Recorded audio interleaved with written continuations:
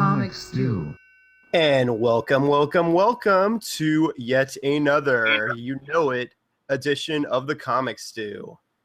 Feedback, JC. Feedback. What the hell was that? Nothing. All right, we're going with it.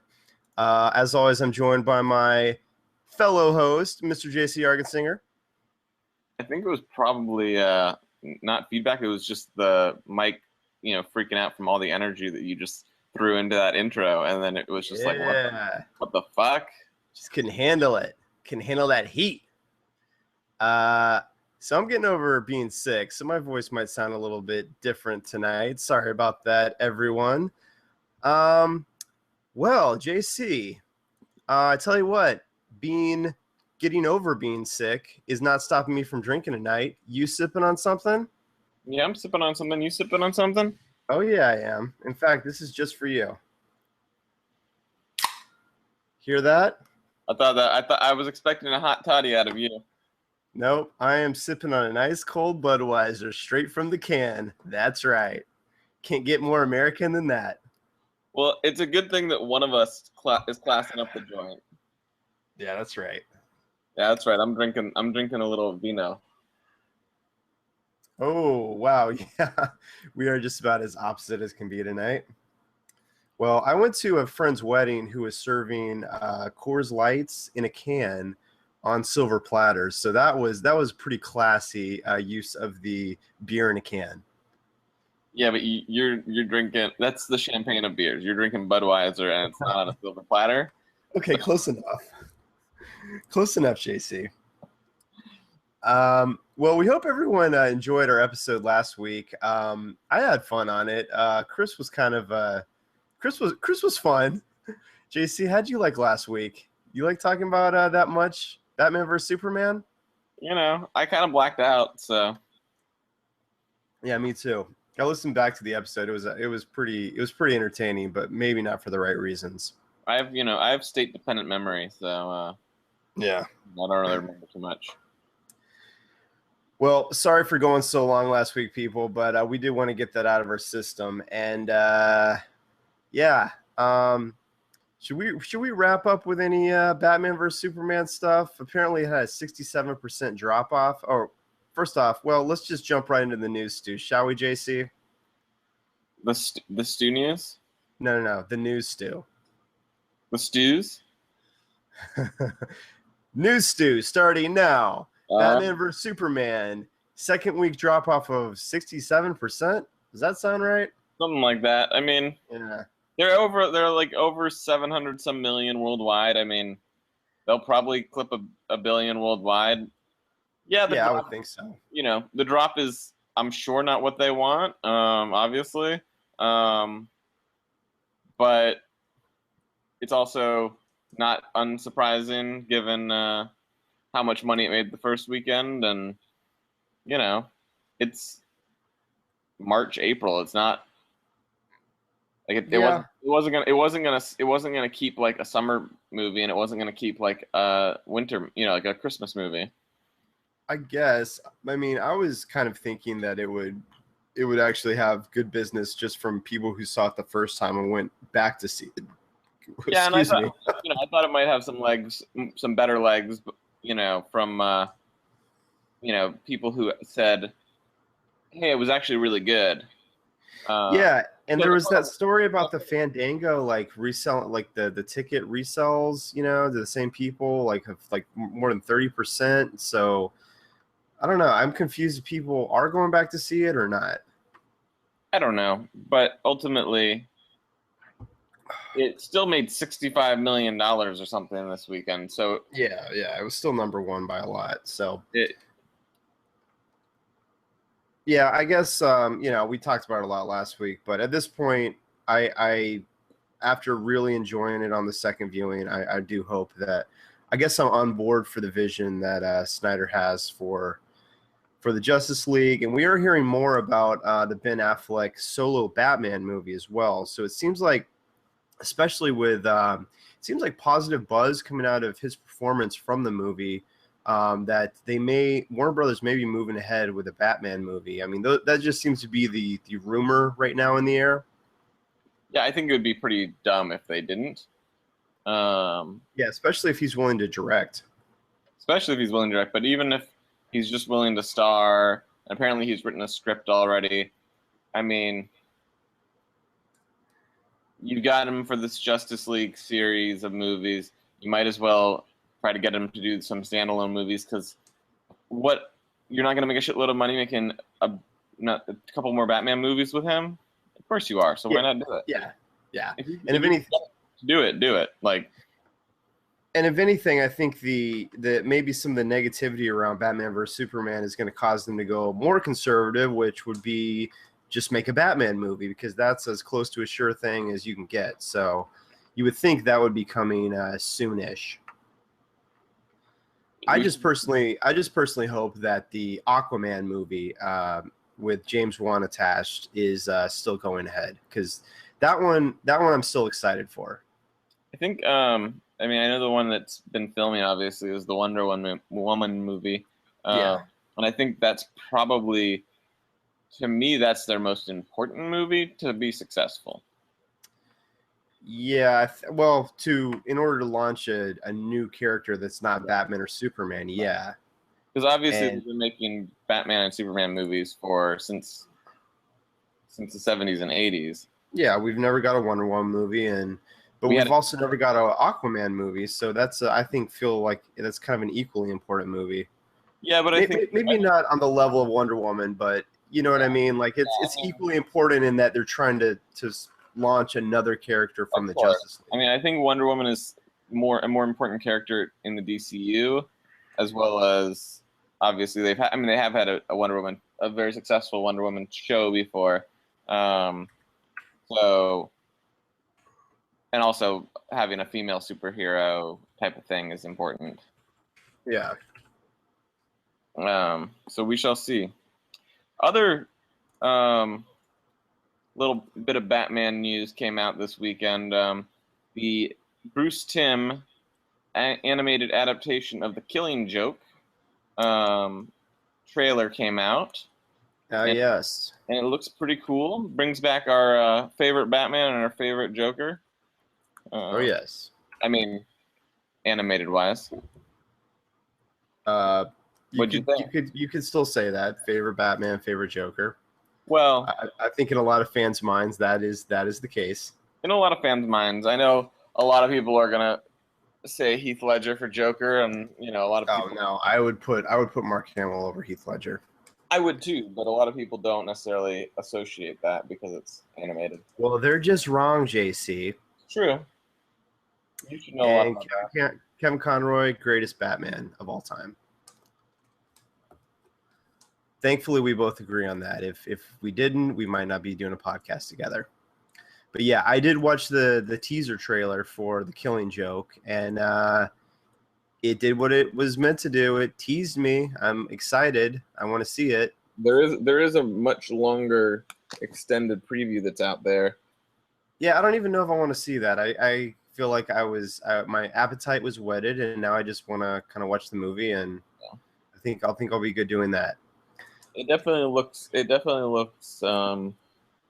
pretty insane. So I wonder how this thing's gonna get rated. Yeah, you think it'll be like the equivalent of an R for animation? A hard PG-13. Okay. I mean, obviously, like they threw in that scene, the carousel scene where he's gagged up. I mean, that's pretty not child scene. Yeah. And I assume they're gonna have the Barbara Gordon scene, which is a very of course. Well, if you don't, you're not telling The Killing Joke. Right. So I mean, depending on how you shoot that, how you animate that, that can be very, very grisly. Oh yeah. Well, speaking of, you were naming your trio of definitive Batman stories last week. Mm-hmm. And yes, I have read all of them, you bastard, JC. Do not even question me on that. But as far as the animation, the adaptations of the Trinity, which was for you, Dark Knight Returns, Year One, and Killing Joke. Apparently, Chris did not realize that Year One was one of them. But I was listening and laughing my ass off when I heard Chris say that. Love you, Chris. Anyways, I wanted to ask you, have you seen Year One and The Dark Knight Returns, the animated adaptations? I have not. I've seen some of the Dark Knight adaptation on YouTube, but I haven't sat down and watched. Oh, you need to watch those, man. I would say watch those before The Killing Joke comes out. I'd like to. I mean, it's not a one for one representation by any means, but they're good movies. Like they're legitimately good movies. I will say as an addendum, I do think the Loeb Sale series of Batman stories would also go into that canon of great Batman stories. Yeah, I would probably say if I had to, I don't even know. Oh, it's so hard. I guess my top three would probably be Killing Joke, Long Halloween, and Dark Knight Returns in no particular order. Like I would probably edge out Year One with Long Halloween personally because I love that series. Yeah, I mean, But I think yeah, it's obviously a great Batman series. I'd love to see that adapted. Yeah, I'd love to see that adapted for a film, man. Um, Yeah, the I like insane, I like what they're doing with the animation because they're able to skew a little closer to the source material. I appreciate that. In the movies, it seems like things get changed around quite a bit, and that's fine for film. It's fine if it's its own thing, but sometimes it's nice to just see a comic kind of come alive on the screen. of course. Um, Yeah, and what was I gonna say? Yeah. Anyways, I guess so. Yeah, that's it. Killing Joke looks pretty good. We'll be checking out. Oh, I was gonna say my favorite Batman animated movie besides Mask of the Phantasm, of course, would have to be. Well, first off, let me ask you yours. Out of everyone you've seen, from let's just put it for DC in general. Like they've released so many DC universe animated films, and how many of those have you seen, and which one was your favorite? I definitely haven't seen enough of the new stuff um, to really give like a, oh, that's the best one. Uh, Uh, Give me a second to think about it. okay, well I'll just tell you mine. It's not any of the great uh, you know, adaptations of classic material, but it's actually something that was more adapting something more recent, and it was actually Batman Under the Red Hood, which is kind of adapting the Death of the Family, the Jason Todd Red Hood stuff, and that actually was a great movie. Like great action, really good animation. It had a really kinetic energy to it, and it had a really like dark, just kind of like adult, very mature story, and I loved it. If you have not seen that one, you need to check that out. Yeah, I'd really like to, kind of go through and read or watch all of the new stuff that they've done, which is, I mean, essentially, I mean, I guess the adaptation movies are really the new stuff, because it's definitely I've definitely seen a lot of like the older, um, Well, what do you mean by older? like basically like like Because it seems like they've been doing animation for forever. I mean, they've been right, doing it for years now. right. Well, like I was looking up, so like the um, DC animated original movies started in 2007, Hmm. with Superman Doomsday. Um, That's a good one, by the way. yeah, I've seen that one. And then they've all basically been adaptations of works that are out there, as opposed to um, the previous animated movies that they had done, which were more, like you said, like the Mask of the Phantasm. the Phantasm and Yeah, which is the a really old one. right, that kind of stuff. Like I'd watched more of that. So, Yeah. Well, there's still a couple that I really need to check out. There was one called, I think it was called Assault on Arkham, which was actually based in the Arkham game universe. And I wanted to check that out. It had the Suicide Squad, and for some reason I just missed that one. And then there's another one called Justice League War, which was kind of based off of the New 52 Justice League. And yeah, that's another one that I was definitely interested in. I think they're linking a lot of the movies now. They're kind of like creating their own continuity in the animated films cool. for a lot of these. And I'd like to see Superman, Batman, Public Enemies. That was a great. I remember reading that story. So that one was good. I saw that one. And I mean, I'd like to watch them all because they all are, for the most part, they're stories that I've read. So, well, a lot of them are on Netflix, and you check that out, JC. Well, I think what it is a lot of the ones that I've wanted to see are the ones that I really want to see are the ones that aren't on Netflix, like Dark Knight Returns and. Oh yeah. Well, digression. Always, yes, you digress. Well, I'm sure you'll find a way to watch those. Yeah. All right, moving on from DC and getting over into the Marvel side of things. We have another casting announcement for the Iron Fist show. Apparently, Jessica Henwick was cast. She's from Game of Thrones. She was one of the Sand Snakes. Not the cute, sexy little Sand Snake, but one of the older Sand Snakes. And she's playing Colleen Wing. She is the cute, sexy Sand Snake. No. It was the short-haired Sand Snake that was the cute, sexy Sand Snake. Are you sure? Oh yes. Isn't she the one? Very memorable. Isn't she the one who has like that prison scene? Yeah, that was the short-haired one. The girl who got cast as Colleen Wing, she has long hair, and I think she was older. I think she was one of the older sisters. But anyways, this girl, she was also had a small part in The Force Awakens, by the way. Yep. So Colleen Wing, who is Misty Knight's partner. Misty Knight, of course, is exists in the Iron Fist universe and is a love interest of Iron Fist and of Luke Cage. Luke Cage's at one time. I think even Daredevil tapped that. But wait. You can't say like, oh, Daredevil tapped that. Like there is someone he hasn't tapped. Oh yeah, well, I'm just just adding. Matt Murdock gets more pussy than fucking anyone in the Marvel U. Yeah. He gets around. Maddie's a dog. He gets around. We know this. He makes Tony Stark look like a gentleman. Tony Stark might actually be the only one that gets more tail than Matt. I don't think so. But I think Matt gets more like well-known tail. He gets more. He gets the bigger name recognition tail. Yeah, for sure.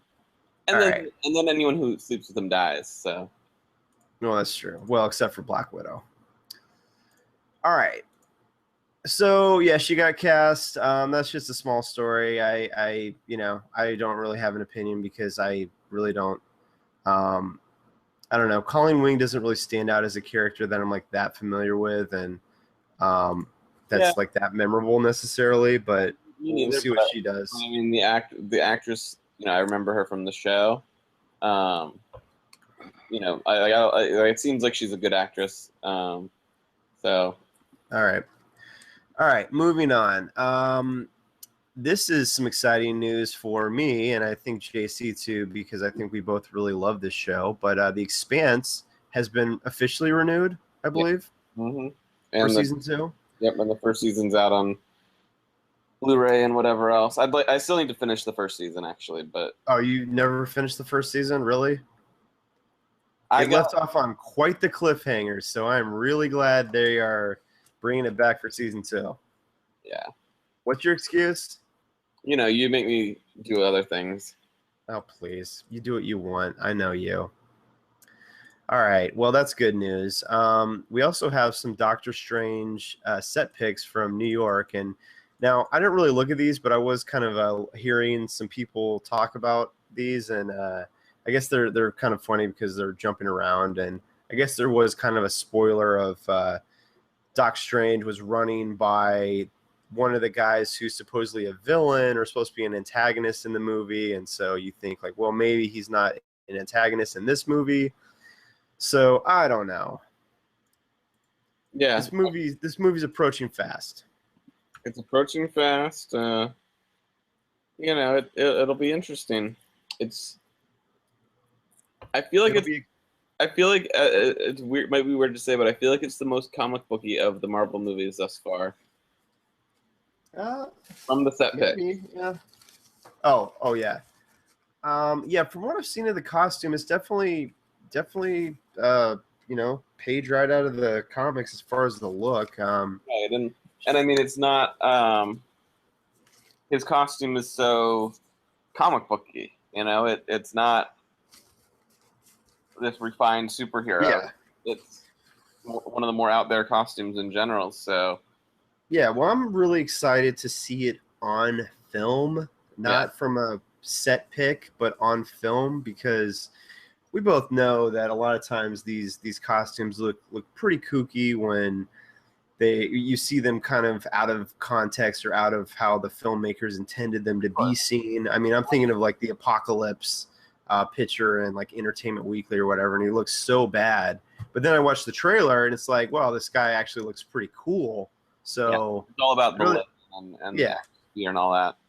So, yeah, we'll see. It looks. I mean, I like that it's comic book. It'll just be interesting to see how that plays for the world. Well, I mean, Marvel has definitely embraced the comic booky side of things, so that's a good thing, and I'm really excited. I hope Scott Derrickson brings it on this movie. Jeez, I apologize. This beer's making me burp. Not to you, JC. I'm not apologizing to you. I'm apologizing to everyone else. Well, you should apologize to me. I don't know that they could tell, but you heard about these Spider-Man domain names that Sony's been registering? I did, yeah. Actually, it's I don't know what to think. I guess they're just kind of squatting on different names, but yeah, I think they're squatting. I think the first one that popped up though was Homecoming, which would kind of fit in line with the direction they seem to be going, which is Spidey in high school. Right. It would be a terrible title for a movie. I think, and I've heard this floated out there on the internet as well. The first movie was Spider-Man. Second set of movies was The Amazing Spider-Man, right? Yes. So why not just do The Spectacular Spider-Man? Like, do something that works. Or you could just call it Spider-Man. I don't know. You don't need to put a ton of adjectives in front of it. Just Spider-Man. Yeah, I what I'm saying is, you have these existing comic book titles. Why not just use one of those? Because it works. Yeah, I don't know. I would almost go back to just Spider-Man because I don't know. At a certain point, it's like, well, which one was that? Was that the Spectacular Spider-Man or the Amazing Spider-Man or the Superior Spider-Man? I mean, just Spider-Man. Well, I mean, I guess to me the reason to do that is to differentiate between the lines, if you will. Yeah, but I think everyone knows, like, when a movie called Spider-Man is coming out, like, people know that, especially after he'll appear in Civil War. I mean, people are going to know. Well, we'll see what they end up titling it. But I don't think it's going to be any of those titles, but we'll see. Yeah, I think it's just going to be called Spider-Man. All right. Yes, now going back over across the pond back to DC, there's a lot of fallout after well, not fallout, but in the aftermath of Batman vs Superman. I mean, Zack Snyder's been doing a lot of interviews, and they were talking about the possibility of another standalone superhero or Superman movie, and I guess at this point it's kind of just up in the air. I mean, I really felt like Batman vs Superman was kind of a Man of Steel sequel, as I detailed last week. You thought it was more of a Batman movie. I thought it was kind of a Superman movie. We will have to just meet in the middle on that. But I mean, the movie starts and ends with Batman. Superman Okay, dies in the and movie. and it was filled with nothing besides Alfred, nothing but characters from Man of Steel. I would say the biggest character besides Batman and Superman was Lois Lane in that film. You didn't like Jimmy Olsen? You mean the guy who got shot at the beginning of the movie? Yeah, that happened. By the way, I'm just as a quick aside, I'm really excited to see the extended scene of that because I just didn't get the sense that like that was such a big deal. Right. Like Superman taking out the Warlord, I felt like that was one of the weaker parts of the movie. I know we didn't talk about it at all last week, so I just wanted to bring that up really quick. But yeah, it's like well, like when that African lady is testifying in front of Congress, it was like, wait, what are you talking about? Like a couple of goons got shot and you're crying? Like what's going on? Yeah, it one of those things where the movie had some weaknesses based on all that they were trying to throw into this movie. Yeah. But anyways, to wrap up this story, I think if there's if this movie makes a decent amount of money and the subsequent DC movies do well, I mean, I don't think it's off the table. I mean, I think we're going to see another Superman movie at some point. I mean, We're definitely 100% going to see another Superman movie. right, but I guess I'm talking more about a Henry Cavill, Zack Snyder versus Superman movie. Right. I would be not unless the Justice League movie tanks, because that's happening, people. Your petitions aren't gonna do anything. Oh yeah, Justice League is happening. It's already greenlit. It's going ahead. It started shooting next week, I think. So basically, if that's successful, they'll, I'm sure, make another Superman movie. Because why wouldn't you? Yeah. Like it's harder. Yeah. It's harder to recast these characters than to just continue them. Yeah, you would think they would do another one, but I mean, who knows? We'll have to see how these other films do. Obviously, a lot depends on how the films do and what the actors want to do and all of that crap. Yeah. A little movie also dropped down on the Blu-ray this week. Oh, really? A movie came out on Blu-ray? What would that be, JC? You hear about that one? Something Awakens. The Beast Awakens. Beast Awakens. The beast The that is Leviathan Awakens. The beast that is Star Wars. Yes. So a lot of interesting information coming out. More behind the scenes details about the movie. Kind of funny thing that I saw was the little Spiro BB-8 toy. Little robot BB-8 that you can buy. Apparently, you can set it up to robot during the Blu-ray, and it'll emote during the scenes of the movie where he appears. Not where he appears, but like if it's a sad moment, he'll be sad, and if it's a happy moment, he'll be excited and crap like that. Are you going to do that? Because I know you have that. I do have that. I probably will not do that though. Liar.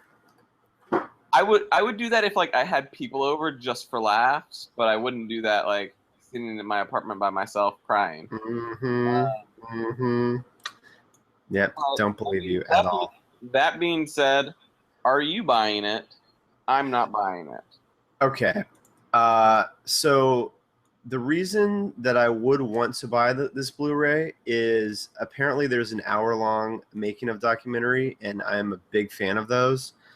I decided against buying it just because I've already been hearing rumblings about other editions of this movie, and considering that we don't even get a J.J. Abrams commentary track on this disc, I don't think it's worth buying. I really don't. Well, we have a mutual friend who stands to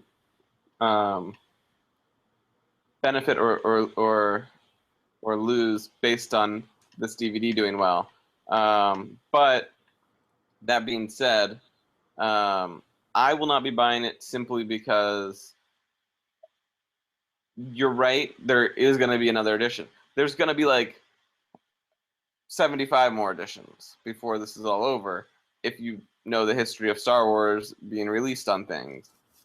But I would be the type of person who would rather wait for a box set of the trilogy than buy two standalones and then be bummed out when some really cool box set comes out and buy the movies again and all that crap.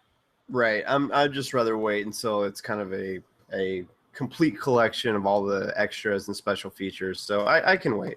Yeah. I can wait. But it is pretty shitty for the fans that they would release a Blu-ray without even director's commentary on it. Like, come on, that's some BS. Maybe that was on JJ, man. I doubt it. I mean, he can't sit down for an hour and a half and watch the movie he made and talk about it? Come on, that's like the easiest thing in the world to do.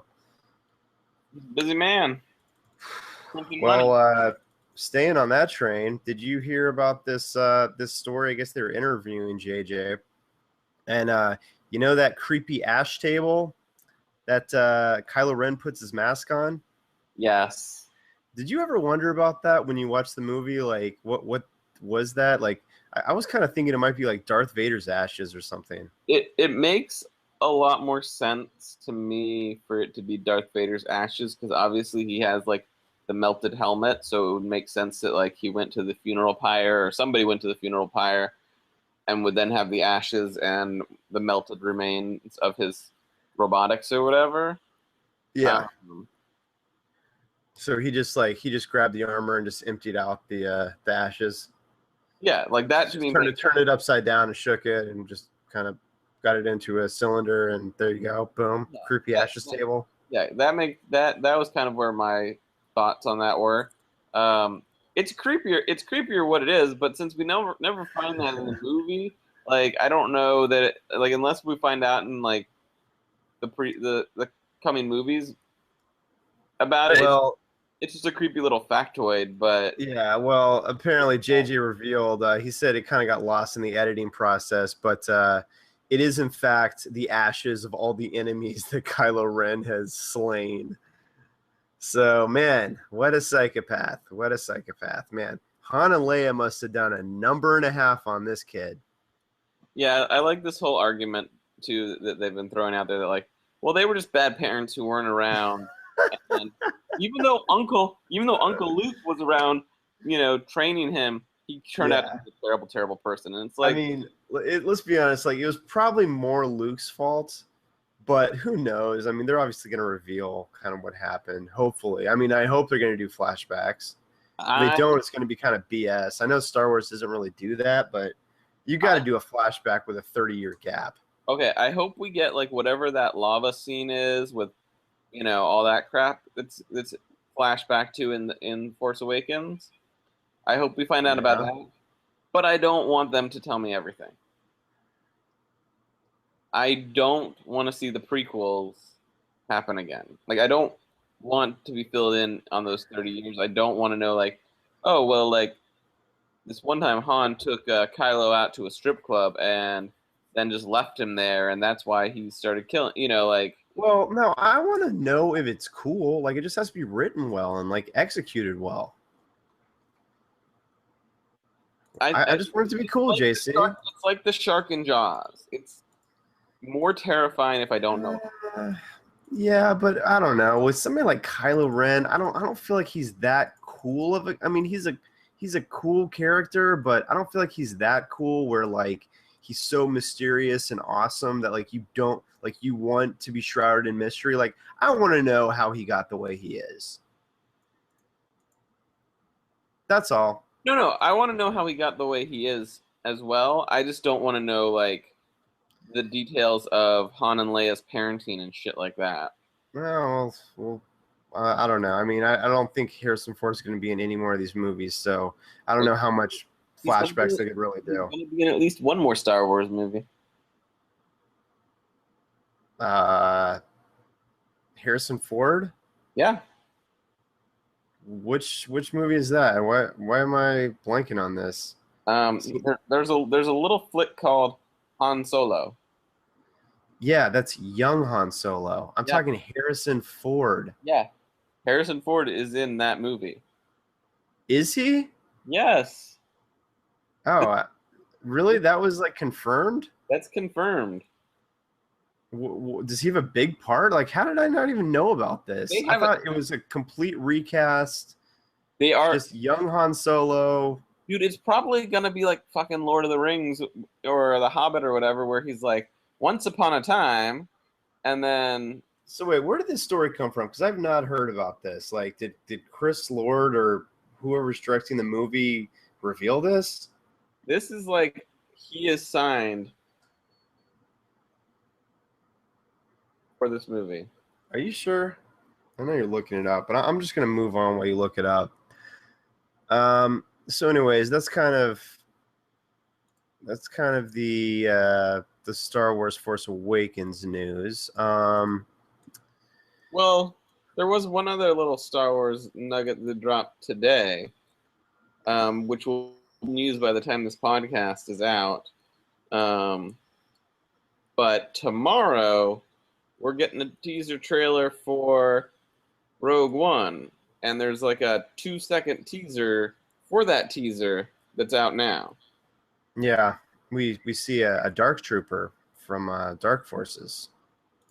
Yeah, I mean, Yeah, I don't think it's the same, but it kind of looks like a Dark Trooper from that game, Dark Forces, from way back in the day. Yeah, we see it's just a quick pan shot and it looks cool. It's like a gritty shot, some crap burning in the background. Got a stormtrooper in the foreground. Looks pretty cool. I don't know. I'm kind of, I don't know. I'm getting to the point where I don't hang on every single teaser image and trailer and every teaser trailer for the trailer. It's just getting to be like so much to take in. And I know that's kind of a bad thing doing a podcast like this, but it's well, like, okay, cool. well, yeah. I mean, it was one of those things that popped up, and I was like, obviously, I'm gonna watch this. Like, and yes, it's one of those things where like this is stupid. It's 2 seconds, like, but Yeah, you know what though? I would almost rather. I almost like the teasers more than the actual trailers, just because you see so much. They jam those trailers with so much like spoilery detail. I'd rather just like take a shot of that, or when they showed that promo pic for Rogue One of the group ensemble, like that was cool. It's like, yeah, that gets me excited for the movie, and it doesn't reveal anything. So like that's a perfect teaser for me. That's all I really need. right. No, and like I think if this is a true teaser or whatever, like it's not gonna show us everything. Much like all the Force Awakens trailers were pretty good about doing that as well. Um, Even the full trailers didn't tell us anything about the story. They might have to sell this movie harder than The Force Awakens, though, because you're not going to have any characters other than probably Darth Vader. Yeah, well, you know how they're going to sell it? They're going to put Star Wars on the front. They're going to put the Star Wars logo on the front, JC. That's how they're going to sell it. Sure, but I still don't think that Star Wars, Rogue One, a Star Wars story or whatever, has the same selling power as The Force Awakens. Well, let me remind you, the three main characters in The Force Awakens were all new characters. Yeah, but you showed me Han Solo, and you sold me. Okay, come on, let's be honest. All anyone needs to see is Star Wars on the front. They're going to go watch it. Oh no, Done and done. Once again, I'm right. No. The people will come. Don't worry. If you make a Star Wars movie, the people will come. But I still think that because this is this movie is the riskiest Star Wars movie to make since the first one. Because if it failed, the other Star Wars stories movies the anthology films, yeah, they could be on Shake Your Ice, but right. from all accounts, I think we're looking pretty good at this point. Yeah. All right, JC, what's what? The last addendum I was gonna say was I think I'm more excited about this movie than episode 8, so I really hope it's good. Yeah, I actually am too. All right, well, hey JC, Hey, Aaron. what's up with this Guillermo del Toro Netflix show? There's a Guillermo del Toro Netflix show. Yes, there is, because you put this story down right, plop down into the news stew. So, what's this all about? I thought you might be interested. So, he has a collaborative movie.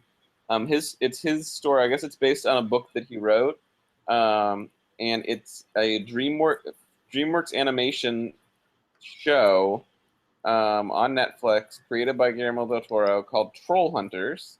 Okay, by the way, I just opened this article for the first time. The image was right there in the front, and all I can say is sold. There you go. Sold. Saw the title, saw the image, done. It's like a little kid kind of silhouetted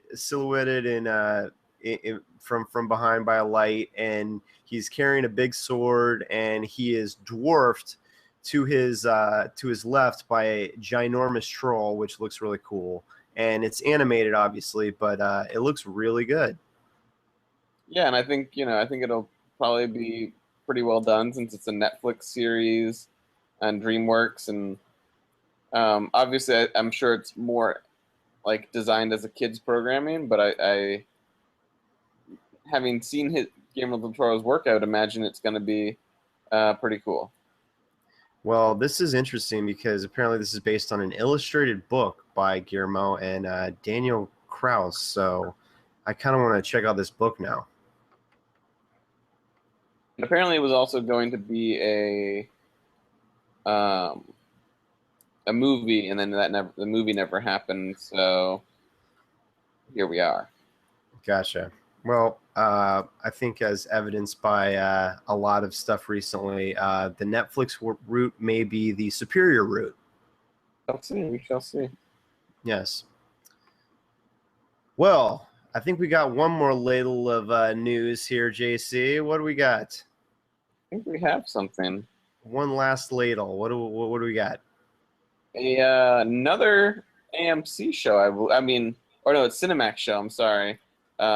But from the creators of the AMC show Preacher, Seth Rogen and Adam Goldberg, they're going to be developing Boys, the comic series also by Garth Ennis. I don't know the book, so I can't really comment. Oh, wow. You know what? I put that story down, and it's not on the doc for me for some reason. That's weird. But, yeah, I put that down and then forgot I was going to talk about it. I thought you were going to talk about the Galaxy Quest show halted. Well, you want to speak on that real quick? I guess there was a show in development, and the death of Alan Rickman may have halted production on that. Yeah, it sounds like they've been talking about doing an Amazon show of Galaxy Quest, and between Alan Rickman passing and having trouble getting Tim Allen, it sounds like it's not going to happen, according to Sam Rockwell.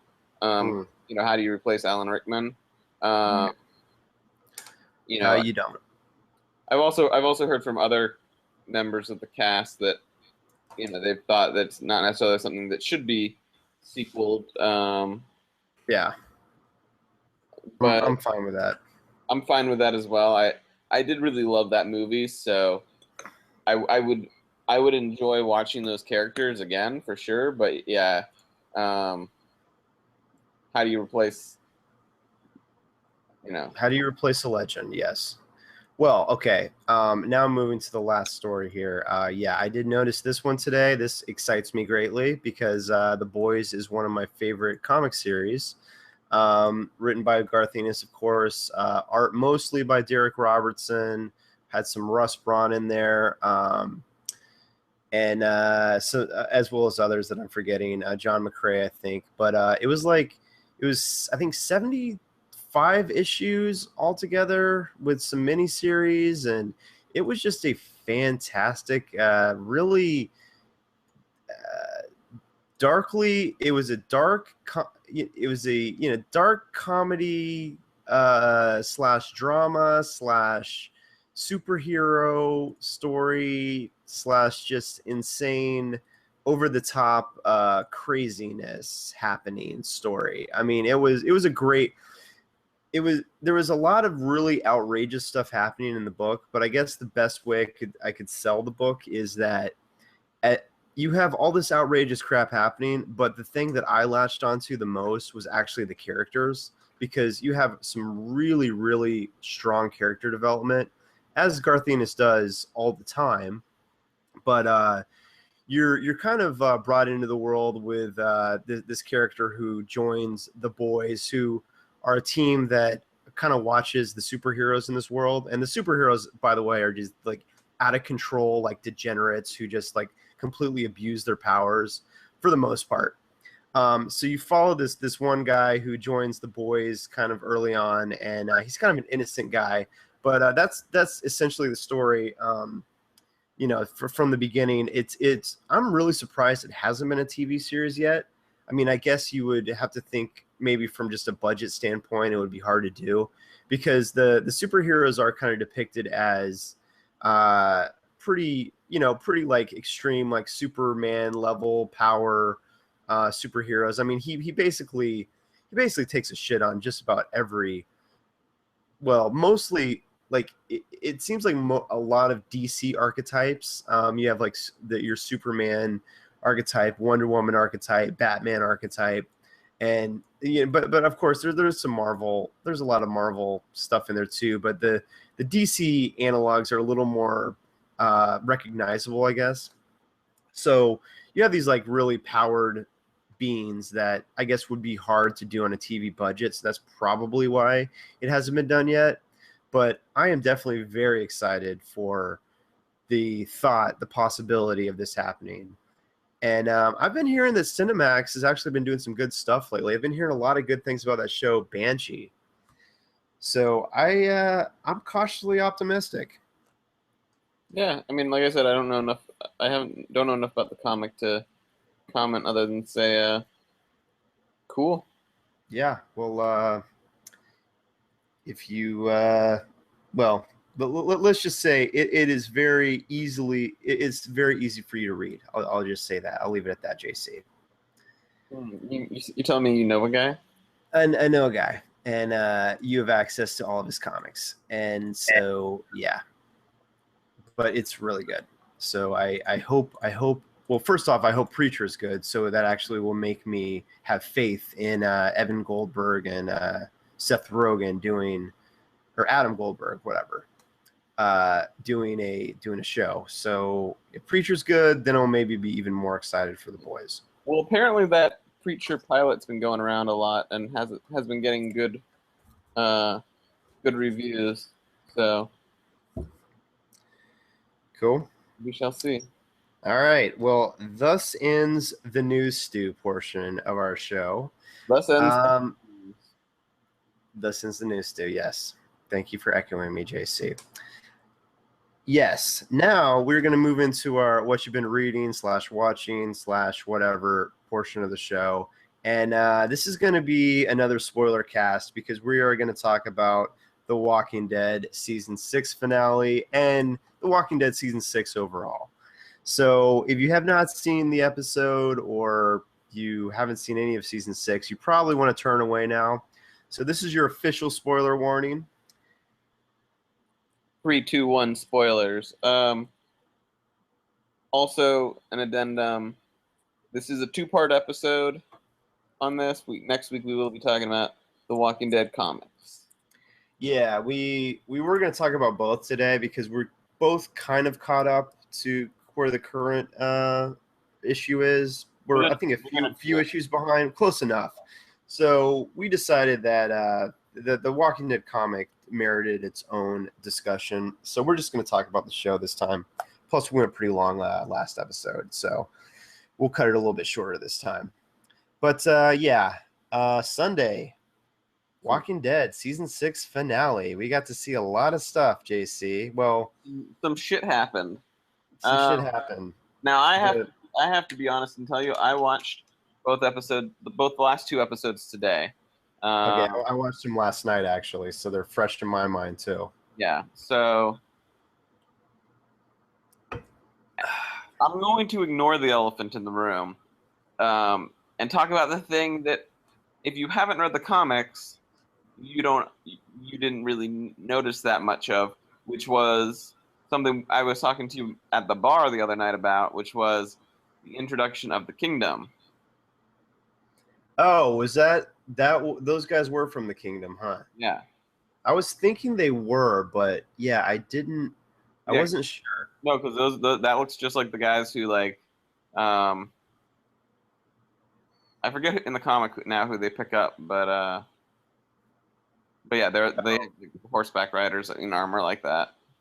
Okay, yeah, I had forgotten that they were from there.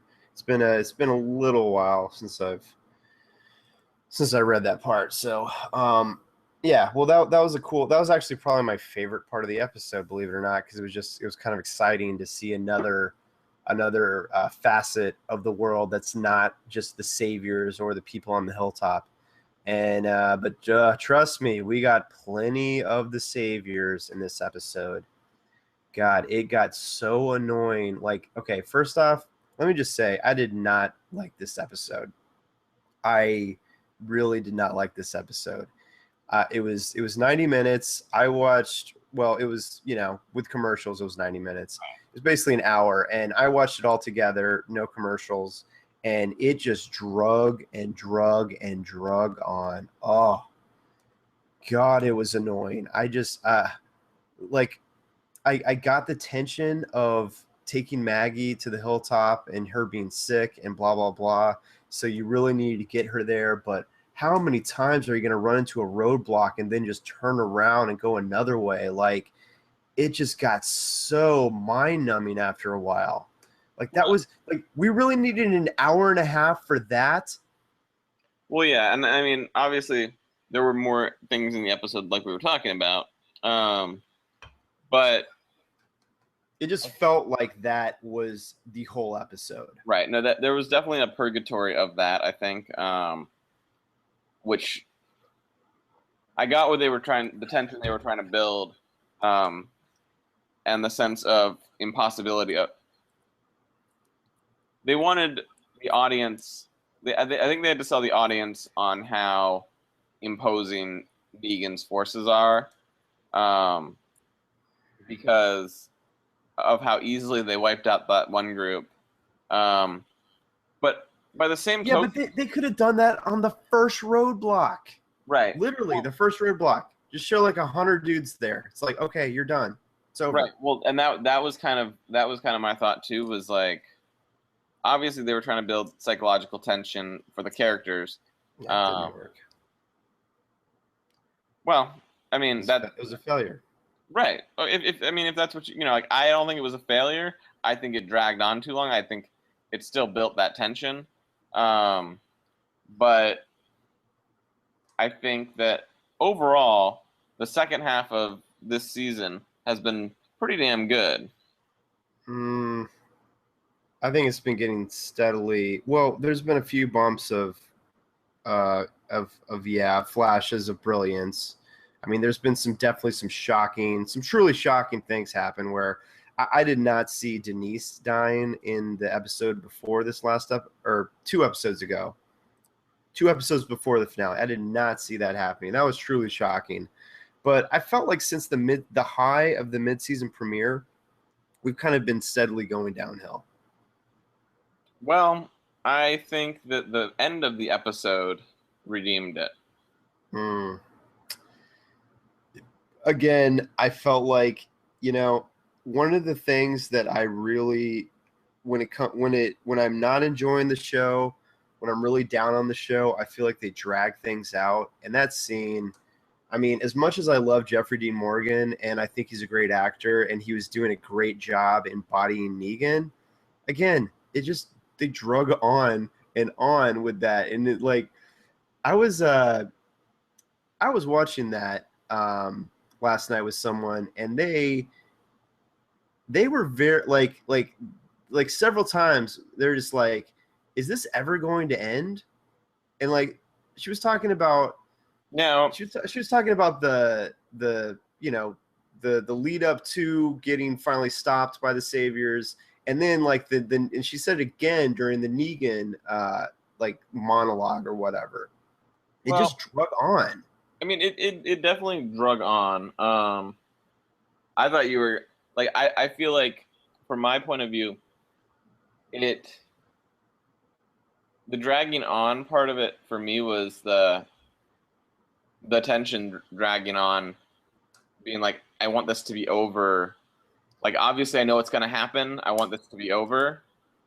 That being said, I think the big controversy with this episode has not been the dragging on of the episode that you're talking about. It is. Well, no, that's just them failing as filmmakers to create something that's executed correctly. But yeah, the controversy is, of course, that it's a cliffhanger. Yes. So let's talk about the cliffhanger. Somebody dies from Lucille, I should say. Negan swinging Lucille. Yeah, right. That was complete and utter bullshit. I hated it on several levels. One being just from a TV viewer standpoint.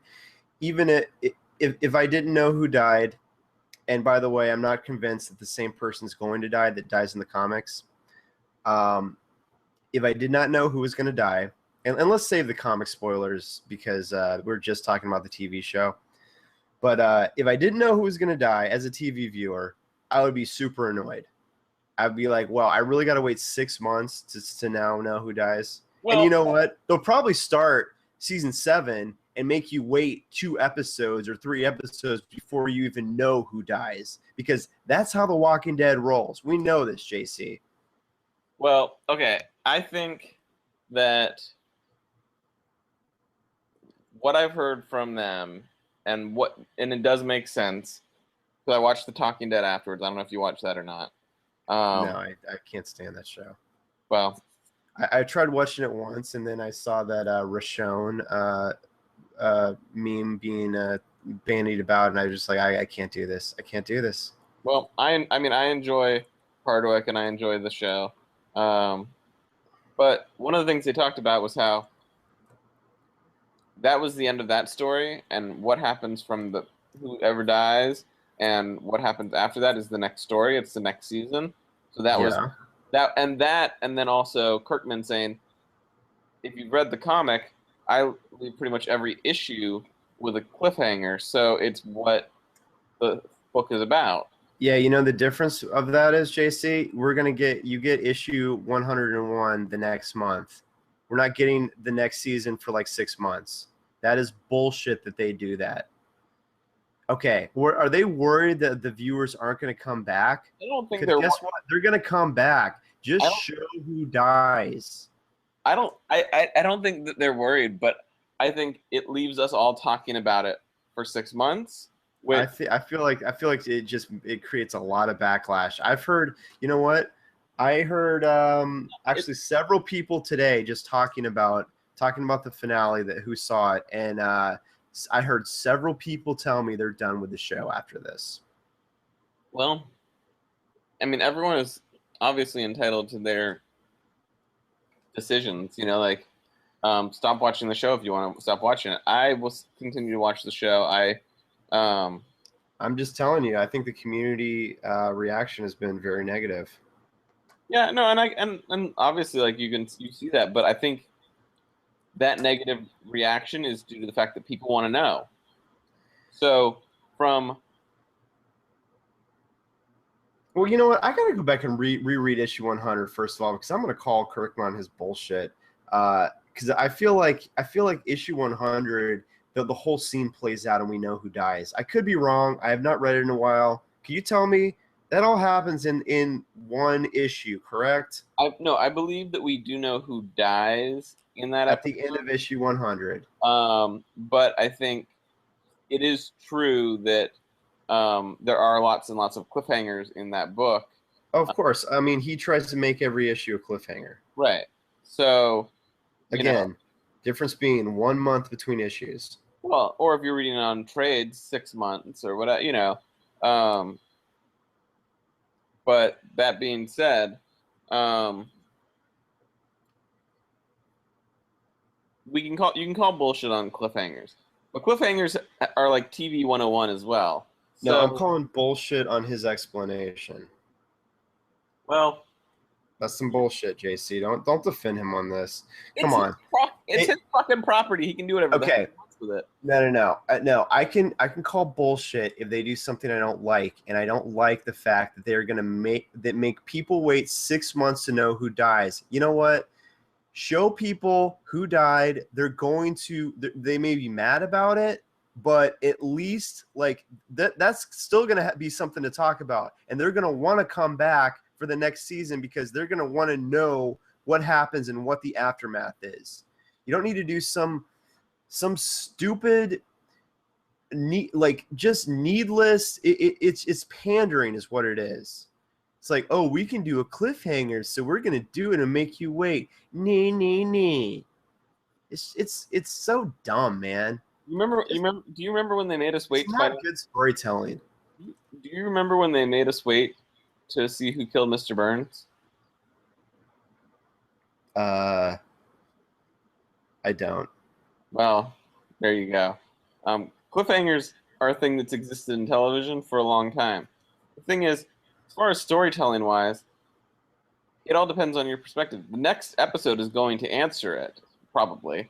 So yeah, no. I bet you it won't. Like, we should make a bet on that we're not going to find out who died in the first episode. I think we will find out in the first episode. I do think we will find that out in the first episode. Okay, the only reason I'm going to agree with you, because I think if they had their way, they would want to just make you wait even longer, because that's the kind of bastard writers they are. But I think the fan backlash is going to be so severe that they are just going to reveal it in the first episode. Now that I think about it, no, I don't think it's that. But if they wanted to be bastards, you know what they should do is leak a bunch, like basically film 4 different people dying, and have some of those leak out. Well, first off, I hope that just for a unique experience, I do hope that the person who dies in the comics does not die in the show. That would kind of just make things fresh, because I do feel like the show has been skewing a little close to the comics lately. Well, I mean, yes and no, and obviously in some ways, and in other ways not. I mean, if you look at, there are some big differences. I'm pretty sure I know who it's going to be, and it is someone who dies in the comics, in my opinion, but not in that scene in the comics. Oh, you don't think it's going to be the same person? I don't think it's going to be the same person. It could be the same. Like, I'm between it being the same person and it being another person who dies about the same time in the comic. Who I believe also dies from Negan. All right, I'm gonna also. Actually, well, from one of Negan's men, I think I know who you're talking about. Yes. Yeah. Yeah, you could be right there. I think it's gonna be someone who's killed by, by Negan's men in the comic. I think to me that makes the most sense. But we shall see. Hey, quick aside. Did you ever play Grand Theft Auto 5? No. Okay, well, there's this character who's one of the main 3 protagonists in GTA 5, who's this maniac psychopath. He's the most interesting character in the game. His name's Trevor, and he actually was the guy who was like Negan's chief lieutenant in this show. Oh yeah, in this episode. Yeah, I forget his name, but yeah, he was he's one of the main guys in Grand Theft Auto 5. Like, I was trying to place him, and I was like, I know that voice and I know that look, Where do I know him from? Yeah, So that was kind of interesting. I've seen him in something else. Yeah. Anyways, what did we think of Negan's portrayal? I just want to say that I think it's pretty spot on, and I really liked how Jeffrey Dean Morgan embodied the character. Mm-hmm. I mean, here's my thing. I don't think Negan is like the greatest villain of all time, which I think they're trying to like push on this show. I mean, they in the book, and I don't want to go into the book too much, but in the book, there's a very long, drawn out conflict with Negan, and they're kind of copying that in the show. I mean, we went a whole season hearing about the guy, and if that's indicative of like how long the actual conflict once he's revealed goes on, it could be literally 3 seasons of battle with Negan. Here's what I will tell you. I think it's going to be 3 seasons of battle with Negan. Oh God, that is going to be brutal. I'll be off the show by then. I think by the end of the 3rd season, you will have like the battle ended and like things in like their pleasant. Well, no. Let's not talk about that until next week. But the reason I say that is Negan debuts on issue 100, correct? Yep. So, by that logic, how many seasons into the series are into, like? Well, we're 6 seasons in. You would think that by the time we get to the end of the conflict with Negan, that's like around. Is that in the 130s? You just read it, so you would know better than me. So let me see. The all-out war. The war ends. Let me see. Great radio right now. The war ends. Yeah, 126. Okay. And then yeah. So I mean, a season and a half, 2 seasons. I could see them stretching it to 3. You know. I think if they do that, I will be out. I don't know. I honestly, I don't think the conflict is that compelling. I mean, it was good, but it did drag on too long in the book, and I would guess 2 seasons, and then, I think I don't think you could. A season and a half, I feel like, is going to be probably not enough. Just think about it. We haven't met a lot of the characters involved in the war. I mean, you could try to do it in a season, I guess. Yeah, I wish they would. I guess at that point you're kind of getting you're maybe going to be even getting ahead of the comics, but yeah, I mean, it all depends on how you want to like that part of that as well, obviously. But yeah. But the thing is, like, obviously a lot of the stuff that goes on right after that battle, it's not as interesting either. Well, I actually think. Well, I disagree with you, but let's talk about that next week. But I did want to just bring up the second to last episode as well, because I was super annoyed by that cliffhanger of Daryl being shot. It's like, oh, Daryl got shot and blood splashes all over the screen, which was one of the cheesiest things I've ever seen, by the way. But okay, first off, we know Daryl's not killed. It's not the finale. He basically doesn't die on screen, so we know he's still alive. It's just such a cheap cop out. And what's up with Daryl just getting snuck up on?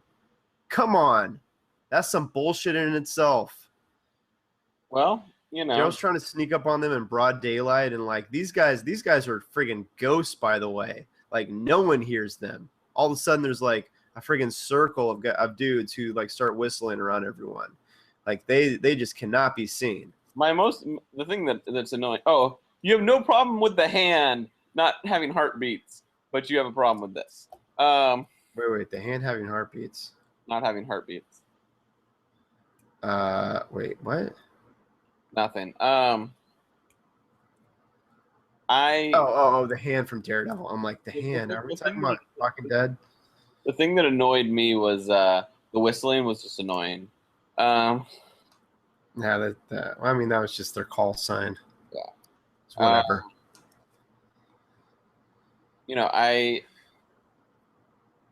So you're saying you liked it?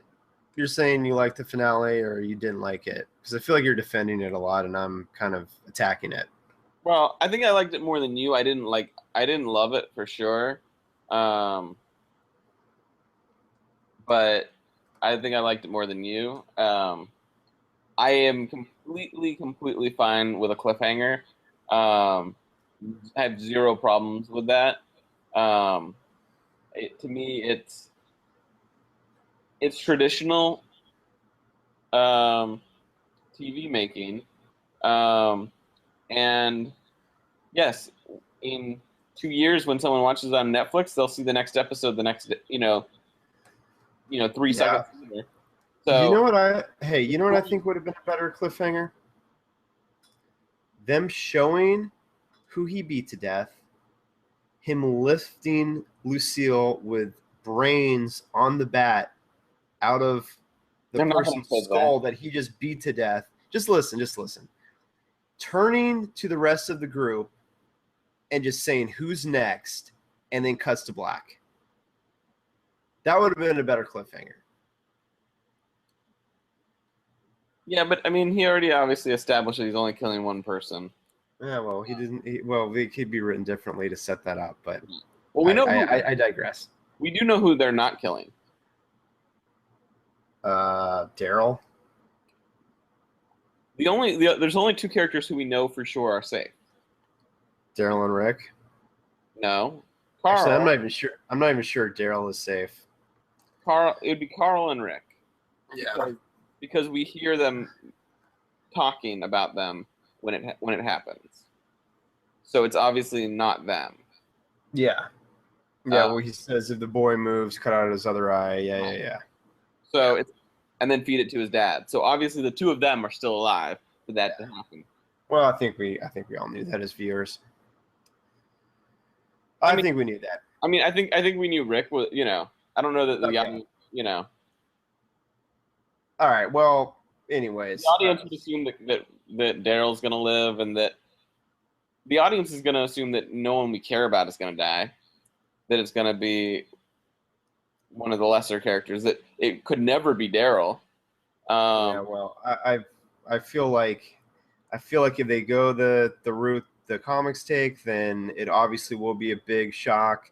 If they kill another equally liked character, it would be another big shock, and I think it's kind of necessary at this point because you have been getting so many lesser characters dying, and someone like Denise dying, that was a big shock, and I actually did feel like she was a pretty established character at that point, so that was a big shock to me. No, it was definitely a big shock to me, and ultimately you have to. The storytelling device that they use in that show is, if we have an episode about a character who we don't know that much about, they're dying. Like, yeah, and that's why you would think someone like Sasha would die, or someone like Rosita would die. That would be the typical thing for them to do, but I hope they don't do that. I think it's one of they have said it's a beloved character. Yeah, I think I don't think it's going to be Sasha or Rosita then, but I hope they don't. I don't hope they don't cheap out and go that route. Right. I think if you recall the scene in the comic, rather than saying "eeny, meeny, miny, mo," he details why he's not killing each person. Yeah, and then he goes ahead and kills one that he says he wouldn't kill anyways. Right. But I think by that token, he's obviously not killing Maggie. Yeah, I don't know. I don't know. Again, for the comic, like if you're, if you've read the comic, that seems very unlikely. But then again, there are lots of characters who are dead in the show who are, alive and kicking. Yeah, And and that's yes, and that's why I just want to reiterate my point. As a person who's read all the comics, I do hope they go a different route and kill someone else.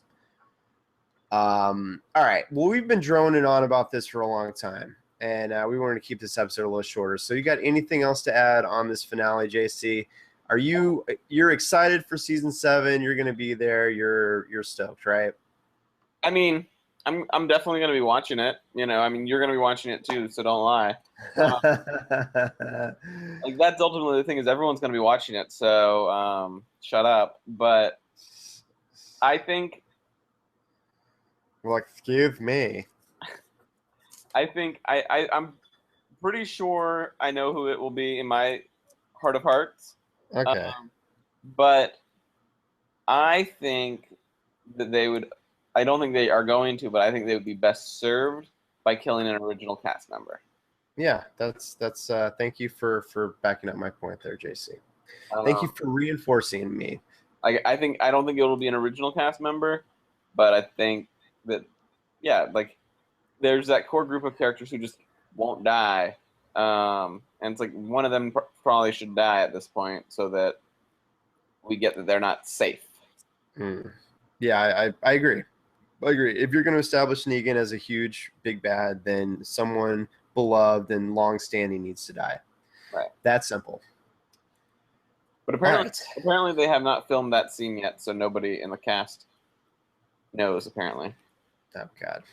Really? Okay. All right. Well, terrible finale. Hated it.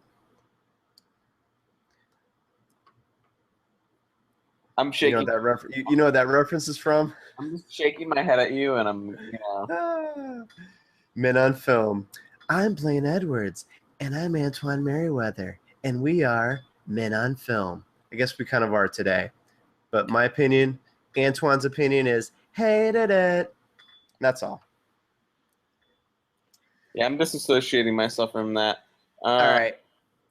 People, thanks for being with us. You got anything else, JC? All right, we've been droning now. We've been droning. I think the listeners don't have patience with us. What's up? Did you see the new episode of Archer? No. Was I supposed to? I don't watch Archer. I don't have FX. Well, you're a failure. What are we just going to start talking about random TV shows now? Well, Archer's not a random TV show. Archer's that wine is making you just kind of like sink into your own world of placidity and what are you doing right now? Archer, I'm going to say this. My spirit animal is a mixture of Archer and the Doctor. I don't know what the fuck that means, but it's somewhere in there. Okay. But I sure hope you finish that bottle of wine tonight, JC. I'm going to. New season of Archer premiered. Not necessarily the strongest episode of the show, but I'm always happy for more Archer. So that's great. Yeah, you need to watch the show. Okay. Okay. Yeah. Every show JC likes, I need to watch. I know. One of the best animated shows on TV. Okay. I got about 20 seasons of The Simpsons to catch up on. Yeah, but like they haven't been good for 20 seasons. I love The Simpsons. I do too. All right, people, thanks for being with us. I'm going to cut JC off just before he finishes that bottle of wine and goes on about the other 10 billion comedies he enjoys. We'll get to that next week. But next week we will be talking about the Walking Dead comic book in our second segment, and we hope you join us then. Actually, I already asked you, JC, if you got anything else, and you started talking about Archer, so I'm just going to cut it off here. Yes, I had something else. I brought something else, and now you're mad. Okay, last words, JC. Quickly, last words. You're a terrible human being. Thank you. People, find us on thecomicstew.com. We're on Twitter at thecomicstew. JC's Instagram is JC Argensinger, right? One day you'll learn how to pronounce my name. It's Argensinger. I'm sick. My voice is kind of messed up. It's Argensinger like the color. Yes. Okay. Yes, people. So we're also on YouTube, comicstew.com. Check us out. Later.